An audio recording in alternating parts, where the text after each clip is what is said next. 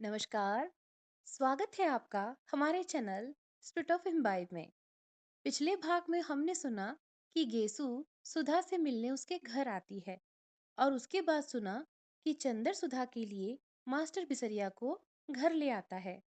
अब आगे बढ़ते हैं और सुनते हैं। एक गम कदे की शाम, मन उदास, तबीयत उचटी सी, सितारों की रोशनी फीकी लग रही थी। मार्च की शुरुआत थी और फिर भी जाने शाम इतनी गर्म थी या सुधा को ही इतनी बेचैनी लग रही थी। पहले वह जाकर सामने के लॉन में बैठी, लेकिन सामने के मॉल सीरी के पेड़ में छोटी छोटी गोरैयों ने मिलकर इतनी जोर से चहचहाना शुरू किया कि उसकी तबीयत घबरा उठी। वह इस वक्त एकांत चाहती थी और सबसे बढ़कर सन्नाटा चाहती थी, जहाँ कोई न बोले, कोई बात न करे, सभी खामोशी में डूबे हुए हों। वह उठकर टहलने लगी और जब लगा कि पैरों में ताकत ही नहीं रही, तो फिर लेट गई। मंगलवार की शाम थी और अभी तक पापा नहीं आए थे। आना तो दूर, पापा या चंदर के हाथ के एक पुर्जे के लिए तरस गई थी। किसी ने यह भी नहीं लिखा कि वे लोग कहाँ रह रहे हैं या कब तक आएंगे। किसी को भी सुधा का ख्याल नहीं। शनिवार या इतवार को तो वह हर रोज खाना खाते वक्त रोई। चाय पीना तो उसने उसी दिन से छोड़ दिया था। और सोमवार को सुबह पापा नहीं आए तो वह इतना फूट फूट कर रोई कि महाराजिन को सिकती हुई रोटी छोड़कर चूल्हे की आंच निकालकर सुधा को समझाने आना पड़ा। और सुधा की रुलाई देखकर तो महाराजिन के हाथ पांव ढीले हो गए थे। उसकी सारी डांट हवा हो गई थी और वह सुधा का मुंह ही मुंह देखती थी। कल से कॉलेज भी नहीं गई थी और दोनों दिन इंतजार करती रही कि कहीं दोपहर को पापा न आ जाए। गेसु से भी 2 दिन से मुलाकात नहीं हुई थी, लेकिन मंगल को दोपहर तक जब कोई खबर नहीं आई तो उसकी घबराहट बेकाबू हो गई। इस वक्त उसने बिसरिया से कोई भी बात नहीं की। आधा घंटा पढ़ने के बाद उसने कहा कि उसके सिर में दर्द हो रहा है और उसके बाद खूब रोई, उसके बाद उठी, चाय पी, हाथ मुंह धोया और सामने के लॉन में टहलने लगी और फिर लेट गई। बड़ी ही उदास शाम थी और क्षितिज की लाली के होठ भी श्याव पड़ गए थे। बादल सांस रोके पड़े थे और खामोश सितारे टिमटिमा रहे थे। बगुलों की धुंधली धुंधली कतारों पर मारती हुई गुजर रही थी। सुधा ने एक लंबी सांस लेकर सोचा कि अगर वह चिड़िया होती तो एक क्षण में उड़कर जहां चाहती वहां की खबर ले आती। पापा इस वक्त घूमने गए होंगे। चंदर अपने दोस्तों की टोली में बैठा रंगरेलिया कर रहा होगा। वहां भी दोस्त बना ही लिए होंगे उसने। बड़ा बातूनी है चंदर और बड़ा मीठे स्वभाव का। आज तक किसी से सुधा ने उसकी बुराई नहीं सुनी। सभी उसको प्यार करते थे। यहाँ तक कि महाराजिन, जो सुधा को हमेशा डांटती रहती थी, चंदर का हमेशा पक्ष लेती थी। और सुधा हर एक से पूछ लेती थी कि चंदर के बारे में उसकी क्या राय है। लेकिन सब लोग जितनी चंदर की तारीफ करते, वो उतना अच्छा उसे नहीं समझती थी। आदमी की परख तब होती है जब दिन रात बढ़ते। चंदर उसका ऊन कभी नहीं लाकर देता था। बादामी रंग का मंगाओ तो केसरिया रंग का लाकर देता था। इतने नक्शे बनाता रहता था। और सुधा ने हमेशा उससे कहा कि मेज पोश की कोई डिजाइन बना दो, तो उसने कभी नहीं बनाई। एक बार सुधा ने बहुत अच्छी वायल कानपुर से मंगवाई और चंदर ने कहा, लाओ, ये बहुत अच्छी है, इस पर हम किनारे के डिजाइन बना देंगे। और उसके बाद उसने उसमें तमाम पान जैसा जाने क्या बना दिया। और जब सुधा ने उससे पूछा यह क्या है, तो बोला लंका का नक्शा है। जब सुधा बिगड़ी तो बोला, लड़कियों के हृदय में रावण से मेघनाद तक करोड़ों राक्षसों का वास होता है, इसीलिए उनकी पोशाक में लंका का नक्शा ज्यादा सुशोभित होता है। मारे गुस्सा के सुधा ने वह धोती अपनी मालिन को दे डाली थी। यह सब बातें तो किसी को मालूम नहीं। उनके सामने तो जरा सा कपूर साहब हंस दिए, चार मजाक की बातें कर दी, छोटे मोटे उनके काम कर दिए, मीठी बातें कर ली और सब समझे कपूर साहब तो बिल्कुल गुलाब के फूल हैं। लेकिन कपूर साहब एक तीखे कांटे हैं जो दिन रात सुधा के मन में चुभते रहते हैं। यह तो दुनिया को नहीं मालूम। दुनिया क्या जाने कि सुधा कितनी परेशान रहती है चंदर की आदतों से। अगर दुनिया को मालूम हो जाए तो कोई चंदर की जरा भी तारीफ ना करे, सब सुधा को ही ज्यादा अच्छा कहेंगे। लेकिन सुधा कभी किसी से कुछ नहीं कहती, मगर आज उसका मन हो रहा था कि किसी से चंदर की जी भरकर बुराई कर ले, तो उसका मन हल्का हो जाए। चलो बिटिया रानी, तय खाए ले, फिर भीतर लेटो, अबहिन लेटे का बखत नहीं आवा। सहसा महाराजी ने आकर सुधा की स्वप्न श्रृंखला तोड़ते हुए कहा, अब हम नहीं खाएंगे, भूख नहीं।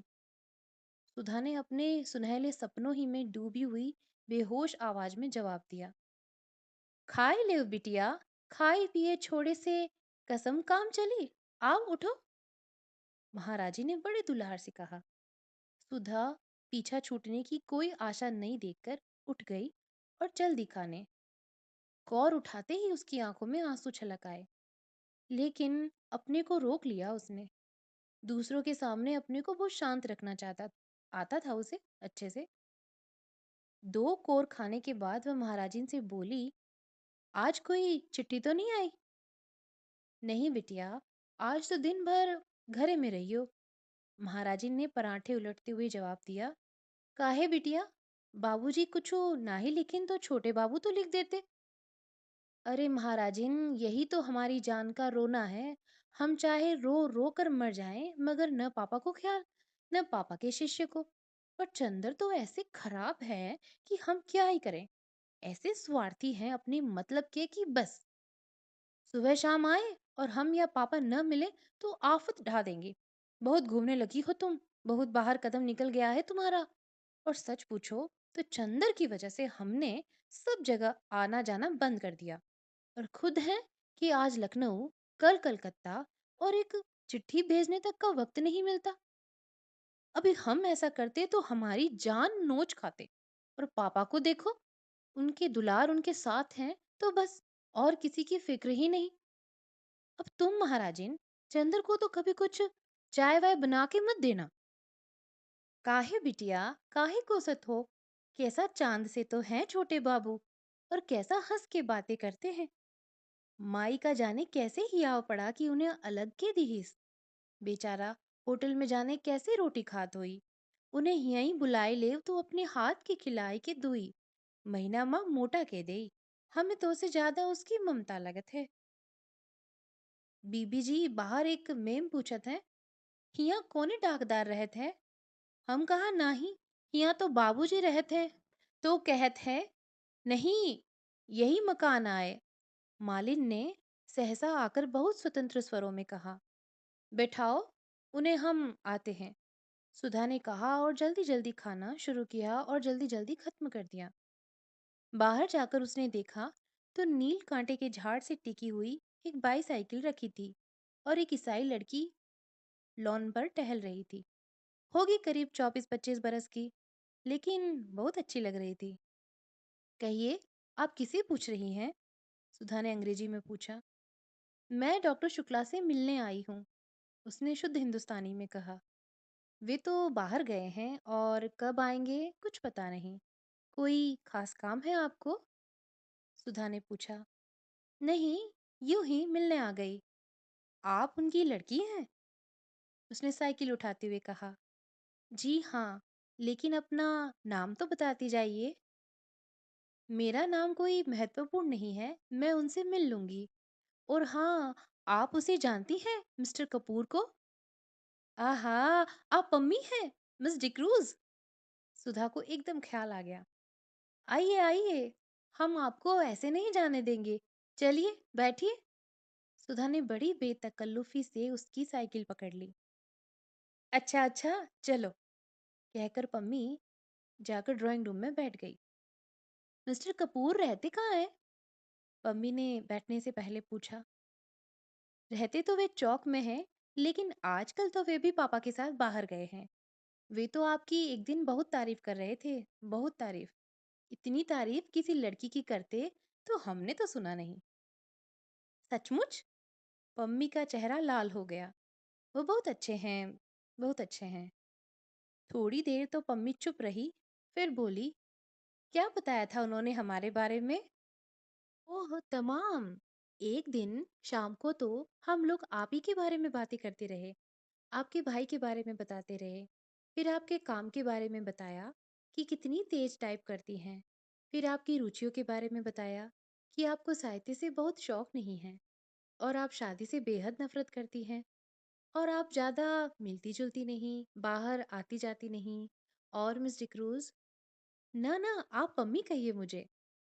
हाँ, तो मिस पम्मी, शायद इसीलिए आप उसे इतनी अच्छी लगी कि आप कहीं आती-जाती नहीं। वह लड़कियों का आना-जाना और आज़ादी बहुत नापसंद करता है। सुधा बोली, नहीं, वह ठीक सोचता है।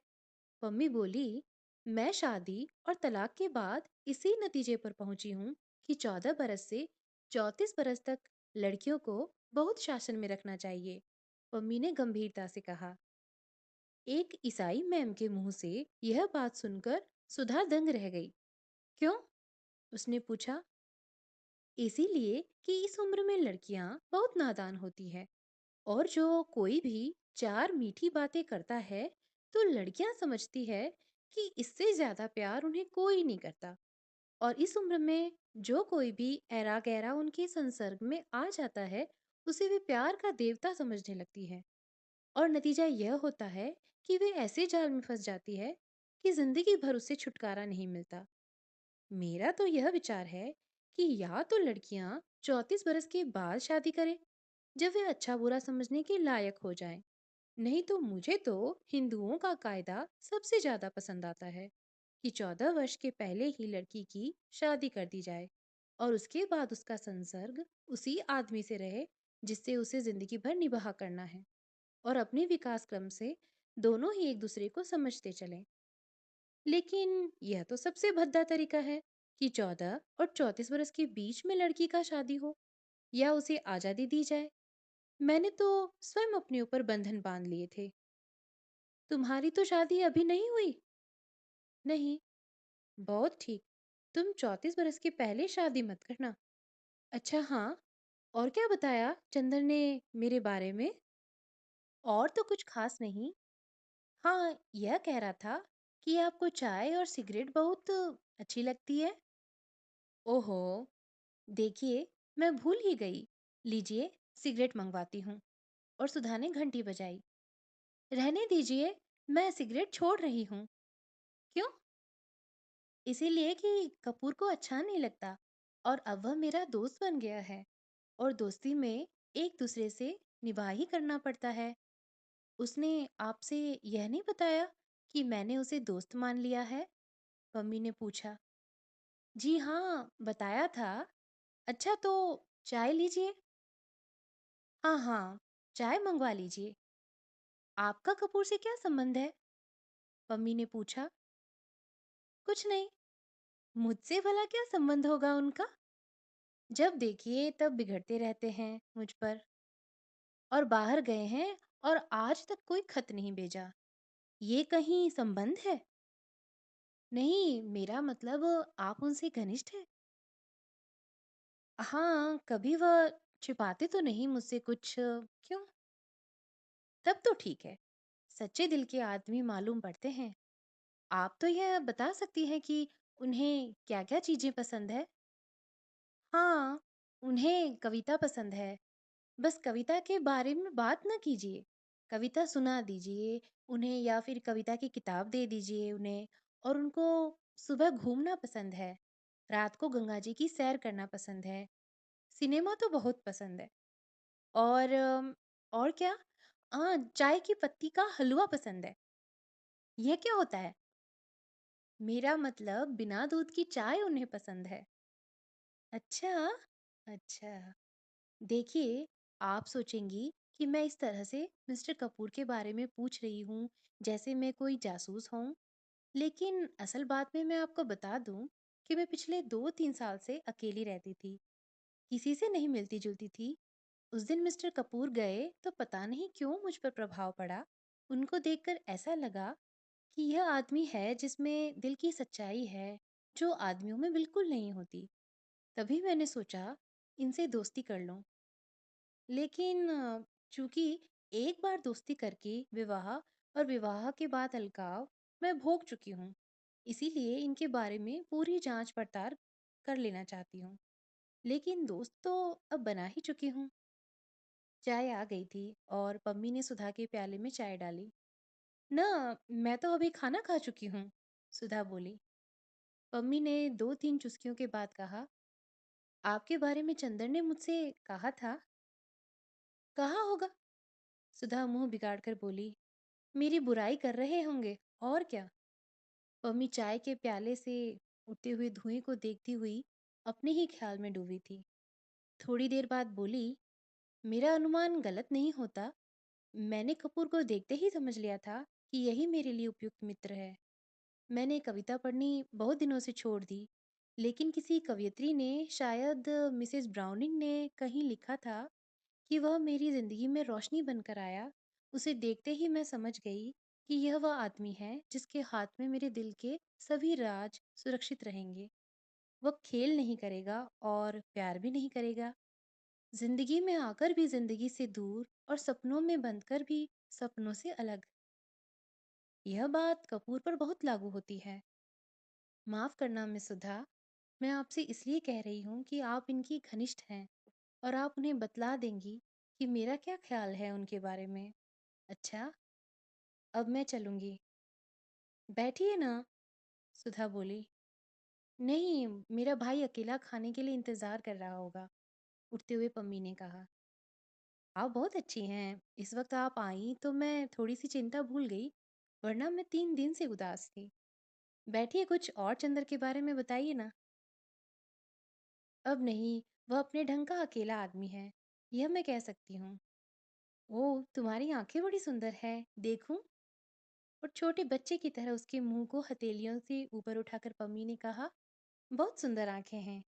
माफ करना, मैं कपूर से भी इतनी ही बेतकल्लुफ हूँ। सुधा झेप गई। उसने आंखें नीची कर ली। पम्मी ने अपनी साइकिल उठाते हुए कहा, कपूर के साथ आप आइएगा। और आपने कहा था कपूर को कविता पसंद है। जी हाँ, गुड नाइट। जब पम्मी बंगले पर पहुंची तो उसकी साइकिल के करियर में अंग्रेजी कविता के 5-6 ग्रंथ बंधे। 8 बज चुके थे। सुधा जाकर अपने बिस्तर पर लेटकर पढ़ने लगी। अंग्रेजी कविता पढ़ रही थी। अंग्रेजी लड़कियां कितनी आजाद और स्वच्छंद होती होंगी। जब पम्मी, जो ईसाई है, इतनी आजाद है, उसने सोचा, और पम्मी कितनी अच्छी है कि उसकी बेतकल्लुफी में भोलापन तो नहीं है, पर सरलता बेहद है। बड़ा साफ दिल है, कुछ छिपाना नहीं जानती। और सुधा से सिर्फ 5-6 साल बड़ी है, लेकिन सुधा उसके सामने बच्ची लगती है। कितना जानती है पम्मी, और कितनी अच्छी समझ है उसकी। और चंदर की तारीफ करते नहीं थकती। चंदर के लिए उसने सिगरेट छोड़ दी। चंदर उसका दोस्त है। इतनी पढ़ी लिखी लड़की के लिए रोशनी का देवदूत है। सचमुच चंदर पर सुधा को गर्व है। और उसी चंदर से वह लड़ झगड़ लेती है, इतनी मान मनुहार कर लेती है। और चंदर सब बर्दाश्त कर लेता है। वरना चंदर के इतने बड़े बड़े दोस्त हैं और चंदर की इतनी इज्जत है। अगर चंदर चाहे तो सुधा की रत्ती पर परवाह ना करे, लेकिन चंदर सुधा की भली बुरी बात बर्दाश्त कर लेता है। और वह कितना परेशान करती रहती है चंदर को। कभी अगर सचमुच चंदर बहुत नाराज हो गया और सचमुच हमेशा के लिए बोलना छोड़ दे, तब क्या होगा। या चंदर यहाँ से कहीं चला जाए, तब क्या होगा। खैर, चंदर जाएगा तो नहीं इलाहाबाद छोड़कर, लेकिन अगर वह खुद कहीं चली गई, तब क्या होगा। वह कहाँ जाएगी। अरे, पापा को मनाना तो बाएं हाथ का खेल है, और ऐसा प्यार वह करेगी नहीं कि शादी करनी पड़े। लेकिन यह सब तो ठीक है, पर चंदर ने चिट्ठी क्यों नहीं भेजी। क्या नाराज होकर गया है। जाते वक्त सुधा ने परेशान तो बहुत किया था। हॉल डॉल की पेटी का बक्सुआ खोल दिया था, और उठाते ही चंदर के हाथ से सब कपड़े बिखर गए। चंदर कुछ बोला नहीं, लेकिन जाते समय उसने सुधा को डांटा भी नहीं, और न यही समझाया कि घर का ख्याल रखना, अकेले घूमना मत, महाराजिन से लड़ना मत, पढ़ती रहना। इससे सुधा समझ तो गई थी कि वह नाराज है, लेकिन कुछ कहा नहीं। लेकिन चंदर को खत तो भेजना चाहिए था, चाहे गुस्से का ही खत क्यों न होता। बिना खत के मन उसका कितना घबरा रहा है। और क्या चंद्र को मालूम नहीं होगा। यह कैसे हो सकता है? जब इतनी दूर बैठे हुए सुधा को मालूम हो गया कि चंद्र ना खुश है, तो क्या चंद्र को नहीं मालूम होगा कि सुधा का मन उदास हो गया है? जरूर मालूम होगा। सोचते सोचते उसे जाने कब नींद आ गई, और नींद में उसे पापा या चंद्र की चिट्ठी मिली या नहीं मिली, यह तो नहीं मालूम। लेकिन इतना जरूर है कि जैसे यह सारी सृष्टि एक बिंदु से बनी और एक बिंदु में समा गई, उसी तरह सुधा की यह भादों की घटाओं जैसी फैली हुई बेचैनी और गीली उदासी एक चंद्र के ध्यान से उठी और उसी में समा गई। आज के लिए तो इतना ही। मिलते हैं अगले वीडियो में। और हाँ, सुनते रहिए, बने रहिए हमारे साथ। यदि आप नए हैं और चैनल को सब्सक्राइब नहीं किया है, तो आप तुरंत कर दीजिए और कमेंट भी करिए। धन्यवाद।